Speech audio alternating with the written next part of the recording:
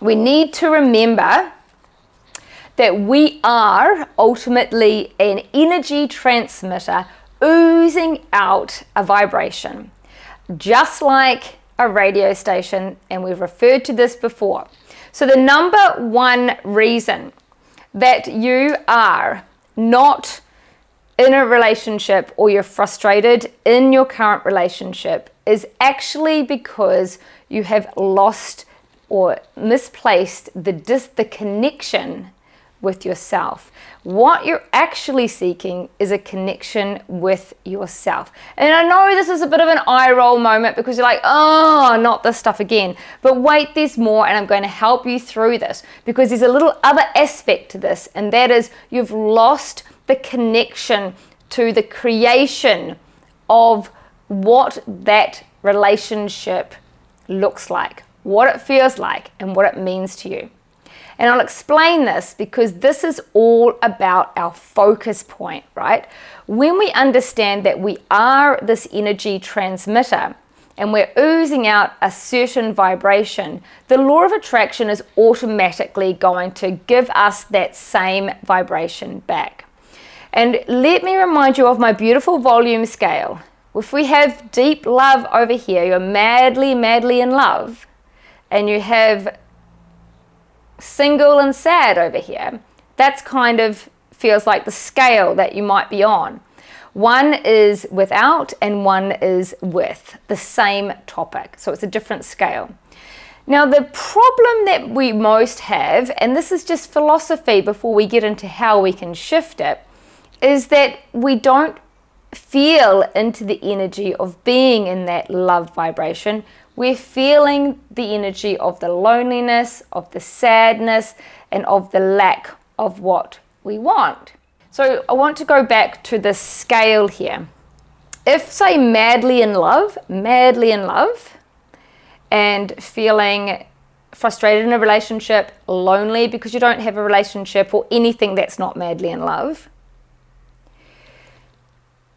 if you think about being madly in love as tuning into the radio station in your car, you literally go straight to the radio station you want.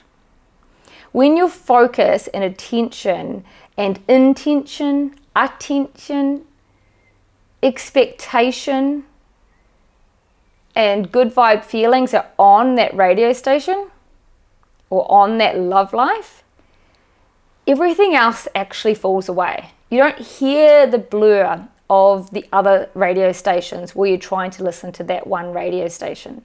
So whilst I'm big into dealing with this blur, before we even get to the blur, we've got to be clear on focusing and training our brain to be clear about our focus and be mindful of the perception we're choosing to see. Now, this is an interesting one, and here's one that might surprise you actually. So even if you are in a beautiful, loving relationship, let's just say you're over here, heart, right? You're just like totally loved up. And then your partner, maybe you're having a long distance relationship, or maybe they're out of town for work, or maybe they're away on holiday, whatever they might be doing. If in that moment you shift from feeling this into feeling, oh, babe, I miss you so much, I'm missing you. So now you're missing your love. Many, and probably most people, would actually think that's still in love, that that person is so in love that they miss them because they are so lucky to be in love over here. But here's a bit of a shock reality. Missing someone is lack energy. It's lack mentality.